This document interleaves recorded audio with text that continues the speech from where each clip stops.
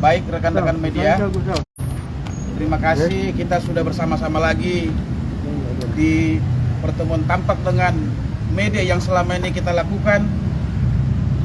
Pertemuan kita hari ini pertama mengapresiasi atas kebijakan Kapolri dalam menerima laporan tampak yang kita lakukan pada 18 Juli 2022. Tentu rekan-rekan media juga bersama kita ketika itu, yang di dalam laporan kita ada 2 nama anggota polisi, yakni Irjen Ferdy Sambo dan Richard Eliezer. Seperti kita sudah ketahui bahwa proses pengadilan telah berlangsung pada tingkat pertama dan sudah keluar putusannya. Untuk itu, atas laporan kami pada 18 Juli tersebut, kami ingin menarik laporan terkait dengan nama Richard Eliezer. Seperti kita sudah ketahui bahwa dalam putusannya majelis hakim menyatakan Richard Eliezer sebagai justice collaborator, dan kami berharap dengan ditariknya laporan kami hari ini di Mabes Polri bahwa tidak ada lagi dampak apapun terhadap Richard Eliezer ke depan. Dan kami berharap Polri lebih bijak lagi menyikapi putusan pengadilan terkait Richard Eliezer yang masih memungkinkan aktif sebagai anggota Polri dan bisa bertugas seperti pada awalnya. Dan kami juga dari Tampak berterima kasih kepada seluruh rekan-rekan media yang telah bersama-sama mengawal kasus ini sejak terbunuhnya almarhum Joshua Huta Barat. Saya kira itu yang bisa kami sampaikan. Mungkin ada yang mau ditanyakan? Saya tambahkan dulu sebelum kawan-kawan sekalian. Jadi Tampak tanggal 18 Juli itu melakukan 2 laporan dugaan pelanggaran etik.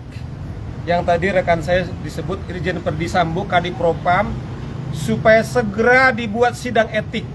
Dan kami memang meminta supaya etiknya itu dilakukan sebelum pidananya. Dan kasus etik atas laporan Tampak itu sudah dilaksanakan, yaitu putusannya adalah PTDH, yaitu saudara Ferdy Sambo diberhentikan dengan tidak hormat. Kemudian beliau banding dan putusannya sama. Dan Kadif Propam dalam hal ini Mabes Polri telah melaporkan hasil kode etik, yaitu persidangan saudara Ferdy Sambo, yaitu diberhentikan dengan tidak hormat. Pada tanggal yang sama kami juga laporkan saudara Richard Eliezer sebelum dia kemudian menjadi justice collaborator. Nah, karena beliau sudah putus, kami minta supaya laporan kami soal saudara Eliezer segera dicabut atau tidak diteruskan. Seperti itu urgensi kami. Kalaupun nanti sidang etik yang dilakukan kepada saudara Richard, karena kami dengarkan di media, itu bukan berdasarkan laporan dari Tampak, tetapi barangkali apakah kebijaksanaan polisi, itulah urgensi kami. Kami tidak mau nanti laporan Tampak itu disalahgunakan secara prinsip atau pelanggaran hukum, kawan-kawan sekalian. Terima kasih. Mungkin ada yang mau ditanyakan, silakan. Ya Pak, itu alasannya apa ya Pak? Kan ada beberapa kritik juga bahwa Baradae sebenarnya kan juga eksekutor Pak.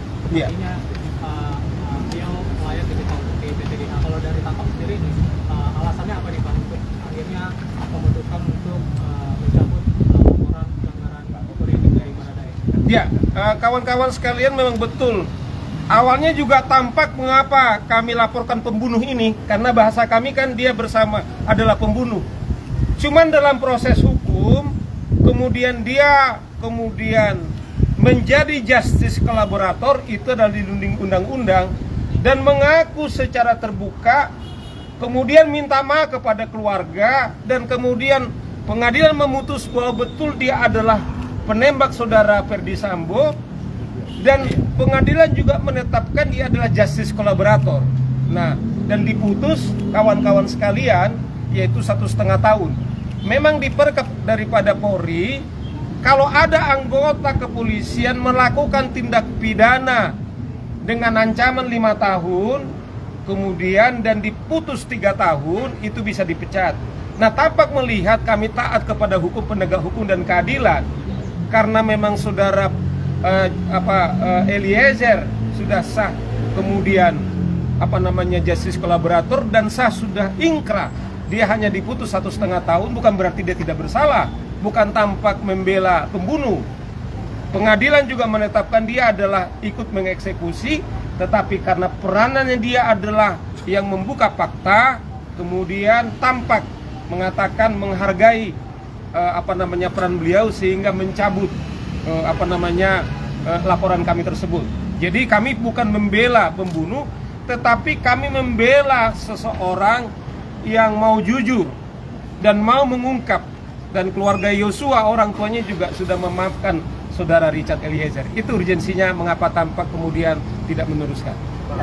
Ya. Berarti harapannya biar Eliezer tuh bisa bekerja di Polri lagi. Oh ya, itu harapan kami. Jadi kami berharap begini, kematian saudara Yosua sebagai martir gitu loh. Kami mengapa dorong saudara Eliezer kembali? Karena kami tangkap ini adalah orang jujur, orang terbuka. Ini simbol baru daripada kepolisian. Jadi kita harap nanti Eliezer memang dia menembak saudara almarhum, tetapi dia membuktikan, sehingga citra polisi yang kita harapkan kita bangun adalah citra yang jujur, yang baik. Kita berharap lagi Perdi Sambo yang lain tidak ada. Itu urgensinya kawan-kawan sekalian. Masih ada kawan-kawan? Sudah ya? Oke, Boleh tunjukin Pak. pencabutannya Bang. Terima kasih Pak Salah. Yuk, sip.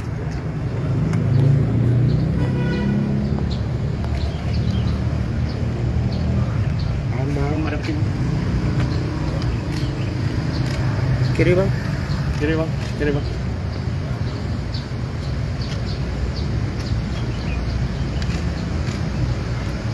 Oke. Oke ya.